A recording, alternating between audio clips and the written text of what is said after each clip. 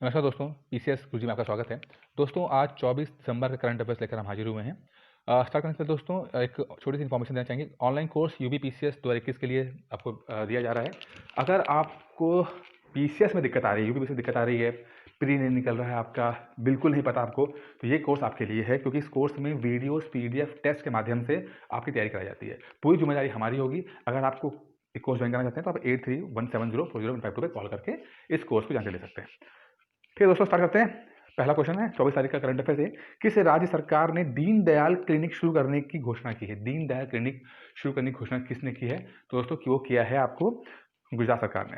गुजरात सरकार ने दीनदयाल उपाध्याय जी के नाम पर एक क्लिनिक शुरू किया है, जो कि वैसे ही काम करेगा जैसा दिल्ली में आप पार्टी ने मोहल्ला क्लिनिक में जो काम किया था वैसा काम करेगा। मोहल्ला क्लिनिक बहुत सक्सेसफुल एक हेल्थ मॉडल है दिल्ली सरकार का, और आप पार्टी को बहुत इसमें प्रेज मिला था, इसमें बहुत ज़्यादा लोगों की तारीफ हुई थी, और यहाँ पे इंटरनेशनल लेवल तक के लोगों ने आकर मोहल्ला क्लिनिक को देखा था। उसी तर्ज पर गुजरात सरकार ने दीनदयाल उपाध्याय जी के नाम पर दीनदयाल क्लिनिक शुरू करने की घोषणा की है। बहुत अच्छा इनिशिएटिव है। उम्मीद करते हैं जैसे दिल्ली में सफलता मिली है वैसा ही एक यहाँ पर सफलता देखने को मिलेगी, क्योंकि हेल्थ को लेकर मसला हमेशा बना रहता है।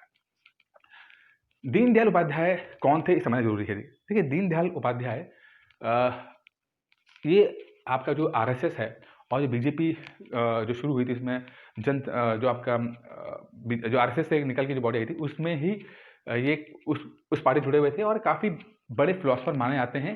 खासकर आरएसएस और जो हिंदुत्व मॉडल को सपोर्ट करते हैं उनकी नज़र में ये दीनदयाल उपाध्याय काफ़ी बड़े फिलोसफर माने जाते हैं। दीनदयाल उपाध्याय जी के नाम पर अगर कुछ क्वेश्चन बनेगा तो वो बनेगा आपका, इन्होंने एक आइडियोलॉजी दी थी, एक फिलॉसफी दी थी, जिसका नाम है ह्यूमनिज्म, मानवतावाद। मानवतावाद, ह्यूमनिज्म का मतलब क्या था? तो इसमें क्या था कि उन्होंने बोला था कि इसमें इंसान को, ह्यूमन को हर चीज़ के सेंटर रखा गया था, कि इंसान जो होगा वही हर चीज़ पे, मतलब सबसे इंपॉर्टेंट जो कैरेक्टर है, मतलब यूनिवर्स में भगवान नहीं है, साइंस नहीं है, पैसा नहीं है, सबसे इंपॉर्टेंट फैक्टर जो है वो इंसान है। इस कॉन्सेप्ट को बोलते हैं ह्यूमनिज्म बोलते हैं। तो कभी अगर पीसीएस प्री में मैच द फॉलोइंग वाला क्वेश्चन कुछ आ जाए आपको, तो मानवतावाद या ह्यूमनिज्म जो है वो दीनदयाल उपाध्याय जी ने दिया था। इस चीज़ को आप अगर कभी आप मेंस में, एथिक्स में, जीएस 4 में अगर यूज़ करना चाहें तो वहाँ पर यूज़ कर सकते हैं, मानवतावाद ह्यूमनिज्म को दे सकते हैं। ठीक है। और इन्होंने जो वेस्टर्न कल्चर था इसमें, चाहे वो मार्क्स का सोशलिज्म हो, चाहे वो कैपिटलिज्म हो, इसका बहुत उन्होंने विरोध किया था इस चीज़ को लेकर। ठीक है। तो दीनदयाल उपाध्याय जी का जो नाम पे क्लिनिक बन रही है, जो शहरों में गरीब लोगों को हेल्थ फैसिलिटी मिल सके, तो गुजरात सरकार ने स्टार्ट किया है। और दीनदयाल उपाध्याय जी का जो फिलॉसफी थी वो ह्यूमनिज्म थी। ठीक है, चलिए आगे देखते हैं। इंडिया इंटरनेशनल, या who will inaugurate the India international science festival 2020? किसने, यहाँ पे हु विल आ गया लेकिन इनॉग्रेट कर दिया गया है। इंडिया इंटरनेशनल साइंस फेस्टिवल को कौन या किसने इनॉग्रेट किया है? तो इंडिया इंटरनेशनल साइंस फेस्टिवल 2020 को हमारे प्रधानमंत्री जी ने इनॉग्रेट किया है। ठीक है। एक वर्चुअल एक मीटिंग हुई थी, उसमें किया है, वीडियो कॉन्फ्रेंसिंग के माध्यम से इसको इनॉग्रेट किया गया है। और ये इंडिया इंटरनेशनल साइंस फेस्टिवल है। अब दोस्तों, इंडिया इंटरनेशनल साइंस फेस्टिवल है, तो ये तो क्वेश्चन बन जाएगा, चलो मोदी जी ने इसको इनॉग्रेट किया है तो इंपॉर्टेंट क्वेश्चन है। लेकिन अगर साइंस से जुड़ा कुछ चीज़ आती है, अगर करंट अफेयर जोड़ते हैं, तो मुझे दिमाग में आता है कि भाई इंडिया इंटरनेशनल साइंस फेस्टिवल है, वो मनाया क्यों जाता है? देखिए, वो मनाया जाता है कि इंडिया के जो लोग हैं उनमें साइंटिफिक टेम्पर बन सके, यानी कि एक साइंस को लेकर उनकी समझ बढ़े, वो अपने डे टू डे लाइफ में साइंस का इस्तेमाल ज़्यादा करें, अपने प्रॉब्लम को सॉल्व करने में साइंस का इस्तेमाल ज़्यादा करें, तो लोगों तक साइंस की रीच हो, वो अंधविश्वास से बचें, वो फ्रॉड होने से बचें अपने आप को। तो इसके लिए साइंस का इस्तेमाल करना बहुत जरूरी है। अब जब इतनी चीज़ें आ रही हैं, तो अगर आप ध्यान से देखोगे तो ये सब बातें हमारे संविधान में बोली गई हैं। वो संविधान में बोला गया है, फंडामेंटल ड्यूटीज में बोला गया हुआ है। सवाल यहाँ पे ये आता है कि जो हमारा आर्टिकल 51A(H) है, उसमें ये बात बोली गई है कि हमें साइंटिफिक टेम्पर, हमें अपने देशवासियों का बढ़ाना चाहिए, या वो साइंटिफिक आइडियोलॉजी या साइंटिफिक पॉइंट ऑफ व्यू से बात करें। ये नहीं कि अंधविश्वास की बात कर रहे हैं और उनको कोई भी बेवकूफ़ बना दे रहा है। तो ये इसी चीज़ से दो क्वेश्चन बने हैं। पहला क्वेश्चन तो ये बन गया कि आपका जो मोदी जी ने आपको इनॉग्रेट किया, ये तो इंपॉर्टेंट चीज़ है। लेकिन इसी चीज़ को अगर थोड़ा आगे बढ़ाएंगे तो देखेंगे कि संविधान के अंदर भी साइंटिफिक टेम्पर की बात की गई है, वो आर्टिकल 51A(H). तो ये आपको बहुत ज़्यादा समझना पड़ेगा, क्योंकि बहुत सारे क्वेश्चन ऐसे बन जाते हैं आपको मैथ फॉलोइंग वाले, या आप पॉलिटी की बात करें तो पॉलिटी में बहुत सारे क्वेश्चन आर्टिकल वाले पूछे जाते हैं। तो ये आर्टिकल 51AH है, कई बार पूछा गया है, ऐसा नहीं कि पहली बार है, कई बार पूछा गया है। अंतर्राष्ट्रीय मानवता दिवस कब मनाते हैं? इंटरनेशनल ह्यूमन यूनिटी डे कब मनाया था? देखिए इंटरनेशनल ह्यूमनिटी डे जो है वो आपका 20 दिसंबर को मनाया गया था, ठीक है।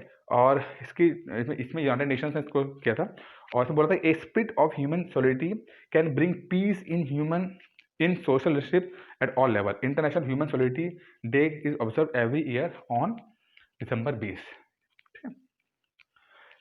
विच countries hawker culture has been included in the list of cultural heritage?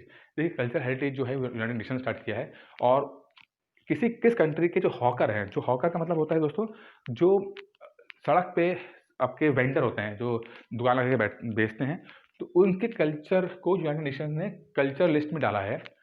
तो वो जुड़ा है सिंगापुर से। अगर सिंगापुर आप जाएंगे, देखेंगे कभी आप, तो वहाँ के जो कल्चर है, वहाँ पे हॉकर स्ट्रीट वेंडर्स का बहुत ज़्यादा काम है। वहाँ पे लोग सड़कों पे दुकानें खोल के बैठते हैं, तो वहाँ पे बड़ा एक अपने आप में कल्चर है। जैसे इंडिया में भी होता है, लेकिन वहाँ फिलहाल जो है हॉकर कल्चर जो है, सिंगापुर को इसको यूनाइटेड नेशन की लिस्ट में जगह मिली हुई है। किस राज्य सरकार ने ईसाइयों को दिए जाने वाले अनुदान को 20,000 से बढ़ाकर 37,000 कर दिया है? देखिए तमिलनाडु सरकार ने जो ईसाइयों को जो उनको ग्रांट मिलती थी 20,000 से मिलती थी, उसको बढ़ाकर उन्होंने 37,000 रुपये कर दिया है। इसलिए क्योंकि उनको लगता है कि तमिलनाडु में बहुत प्रॉब्लम है, ईसाई जो हैं वो गरीबी उनको बहुत ज़्यादा है, उनको जॉब्स नहीं है, उनके पास एजुकेशन नहीं है, तो उनकी परचेसिंग पावर बढ़ सके और वो इकोनॉमी का हिस्सा बन सके, उनका लिविंग स्टैंडर्ड बढ़ सके, तो तमिलनाडु सरकार ने 20,000 से बढ़ाकर 37,000 रुपये कर दिया, लगभग डबल कर दिया है। उम्मीद करते हैं कि इससे क्रिश्चियंस को एक फाइनेंशियल हेल्प मिलेगी और वो भी अपना लिविंग स्टैंडर्ड बढ़ा पाएंगे, ठीक है। ये तो सवाल हो गया। लेकिन जब तमिलनाडु आया है ना, तो जब भी तमिलनाडु का नाम आता है तो मुझे यूपी पीसीएस 2016 का वो क्वेश्चन याद आता है, जिसमें ये पूछा गया था कि भैया सबसे ज़्यादा इंडस्ट्रीज किस राज्य में लगी हैं? दोस्तों सबसे ज़्यादा इंडस्ट्रीज लगी हैं, वो लगी हैं हमारे तमिलनाडु में। नंबर 1 तमिलनाडु है, नंबर 2 आपका महाराष्ट्र है, नंबर 3 गुजरात है, नंबर 4 आपका आंध्रा है, नंबर 5 उत्तर प्रदेश है, और नंबर 5 आपका आंध्र प्रदेश है। तो यूपी भी इंडस्ट्रीज के मामले में चौथे नंबर पर है। लेकिन फिर भी हम लोग बोलते हैं कि यूपी में इंडस्ट्रीज कम है, क्योंकि पॉपुलेशन इतनी ज़्यादा है, 20 करोड़ की पॉपुलेशन है, वहाँ पर उस हिसाब से आपकी इंडस्ट्रीज नहीं है। लेकिन तमिलनाडु ने अपने आप को बहुत अच्छे डेवलप किया है। तमिलनाडु, गुजरात, महाराष्ट्र बहुत अच्छे इंडस्ट्रीज़ हैं, बहुत private sector, strong private sector है। तीनों राज्यों को मुझे लगता है कि जो कोस्ट है, यानी कि तट है, तट का फ़ायदा मिला है, जिससे कि उनको अपने बंदरगाह उन्होंने सेट किए और वो व्यापार कर सके। उत्तर प्रदेश एक लैंडलॉक स्टेट है। सेम बात बिहार के लिए भी आती है, लैंडलॉक स्टेट है, यहाँ पर कोई भी जो किनारा है वो समुद्र से नहीं जुड़ा है। यही कारण है कि जो ट्रांसपोर्टेशन है या व्यापार करने में दिक्कत ज़्यादा आती है। लेकिन फिर वही काउंटर करने की बात है कि भाई पंजाब और हरियाणा भी तो है, वो भी तो लैंड लॉक है, लेकिन वो इतने ज़्यादा सफल कैसे हो गए? तो एक सवाल इसका आंसर ये हो सकता है कि वहाँ ग्रीन रेवोल्यूशन ज़्यादा आई है। अगर उत्तर प्रदेश की बात करते हैं तो उत्तर प्रदेश का वेस्टर्न जो यूपी है वो काफ़ी प्रॉस्पेरस है, काफ़ी ज़्यादा वहाँ पे परचेसिंग पावर है लोगों की, क्योंकि वो अमीर हुए ग्रीन रेवोल्यूशन के कारण, ठीक है। तो ये चीज़ें मैं बातें मैं से बता रहा हूँ कि ये आपको सब पॉइंट्स आपको मतलब होने चाहिए, इसमें सही गलत कुछ नहीं है, ये मेन्स के पॉइंट से बता रहा हूँ मैं आपको, ठीक है। तमिलनाडु नंबर 1 रजिस्टर्ड इंडस्ट्रीज हैं, नंबर 2 पे आपका महाराष्ट्र है, नंबर 3 पे आपका गुजरात है, नंबर 4 पे आपका यूपी है, ठीक है। ये तो बात हुई रजिस्टर्ड इंडस्ट्रीज की। लेकिन अगर हम बात करते हैं एमएसएमईज की, माइक्रो स्मॉल मीडियम इंटरप्राइजेज, यानी कि छोटी छोटी इंडस्ट्रीज होती हैं, जो गृहोद्योग हैं, या छोटे छोटे 4-5 से एम्प्लॉय से ज़्यादा, या फिर उसके बाद मीडियम जाते हैं तो कुछ 1-2 करोड़ का टर्नओवर, जो ऐसे छोटे इंडस्ट्रीज होती हैं, जो छोटे जो आपके इंटरप्राइजेस होते हैं, उसमें अगर हम बात करते हैं तो वहाँ पर नंबर 1 महाराष्ट्र है, नंबर 1 महाराष्ट्र है। और यूपी और बिहार का परफॉर्मेंस भी काफ़ी अच्छा रहा है। आपका जो बिहार है वो नंबर 3 पे है और यूपी नंबर 4 पे है, ठीक है। याद रखिएगा, बहुत अच्छी चीज़ है। एमएसएमईज की बात करते हैं तो नंबर 1 महाराष्ट्र है, और इंडस्ट्रीज, बड़ी इंडस्ट्रीज की बात करते हैं तो नंबर 1 आपका तमिलनाडु है। हाल ही में किसी ASSOCHAM who was recently been awarded the ASSOCHAM enterprises of the century award.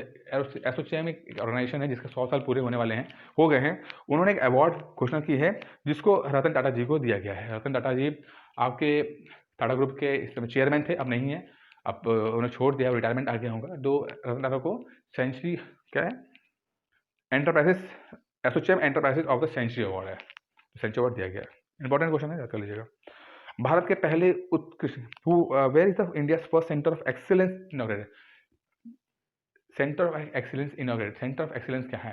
देखिए, सेंटर ऑफ एक्सीलेंस का मतलब होता है स्किल लेवल। एक ऐसी योजना जिसमें लोगों की स्किल को बढ़ाया जा सके, इसे बोलते हैं सेंटर ऑफ एक्सीलेंस, जो कि गुड़गांव में हुआ है। गुरुग्राम यानी गुड़गांव में इसको हुआ है। सेंटर ऑफ एक्सीलेंस में लोगों की स्किल को बढ़ाया जाता है कि उनको अगर स्किल बढ़ेगी तो उनकी जो डिमांड है मार्केट में काफ़ी ज़्यादा रहेगी, उसको पैसा कमा पाएंगे और अपना लिविंग स्टैंडर्ड बढ़ा पाएंगे। ये आप ध्यान रखिएगा। कोविड-19 की बात करते हैं। हु रोट द बुक कोविड-19 सिविलाइजेशन क्राइसिस एंड सॉल्यूशन? कोविड-19 सिविलाइजेशन क्राइसिस एंड सॉल्यूशन बहुत इंपॉर्टेंट है। ये बुक है जिसको कैलाश सत्यार्थी जी जो थे, जो नोबेल प्राइज विनर हैं, उन्होंने ये किताब लिखी है जिसमें कि वो कोरोना वायरस से किस तरह लड़ा जा सके, किस तरह समाधान निकाल सकते। तो ये जो है उन्होंने लिख देता है। उन्होंने अपना जो लॉकडाउन होता है फ़ायदा उठाया है, किताब लिख दी उन्होंने, कोविड-19 सिविलाइजेशन क्राइसिस एंड सॉल्यूशन नाम की। ठीक है, कैलाश सत्यार्थी जी को नोबेल मिला। और किस लिए मिला? क्योंकि इन्होंने बच्चों का जो लेबर थे, जो लेबर मीन्स जो जिनको बॉन्डेड लेबर से कहते हैं, जिसमें कि मजदूर, एक बाल मजदूरी जो करते थे, तो उसके खिलाफ उन्होंने बहुत मुहिम की। उन्होंने बहुत सारे ऐसे बच्चों को जो कि जिसे मजदूरी कराई जाती थी बॉन्डेड लेबर से, तो उनको छुड़वाया, उनको एजुकेशन दी, उनको बहुत एक अच्छा स्तर दिया। तो ये सब जो है वो कैसे करती है, क्या इनको अवार्ड मिला था, नोबेल मिला था, साथ में मलाला को भी मिला था इनको, अगर आपको याद होगा तो टीवी में बहुत चला था। किस राज्य सरकार ने विरासत अभियान शुरू किया है? विरासत जो अभियान है वो उत्तर प्रदेश सरकार ने किया है। उत्तर प्रदेश सरकार ने एक विरासत एक प्रोग्राम चलाया है जिसमें कि जो विवाद थे भूमि से जुड़े हुए, ठीक है, किसी कुछ प्रॉब्लम, किसी कुछ, तो उसको खत्म करने की बात की है कि उसको हम मैनेज कर लेंगे। और विरासत एक योजना से पूरा जो आपका जो ज़मीन की ट्रांसफ़र है या किसी की विरासत हो रही है, जो भी तहसील लेवल पे, ग्राउंड लेवल पे जो चीज़ें होती हैं, उसको दुरुस्त करने की बात की गई है। दोस्तों, इस वीडियो में इतना ही था। उम्मीद करता हूँ वीडियो पसंद आया होगा। बाकी कुछ अगर सजेशन देना चाहें तो आप कमेंट बॉक्स में लिख सकते हैं। कोर्स के लिए आप मुझे 8317040152 कॉल करके मिल सकते हैं। दोस्तों, इस वीडियो में इतना ही था। धन्यवाद।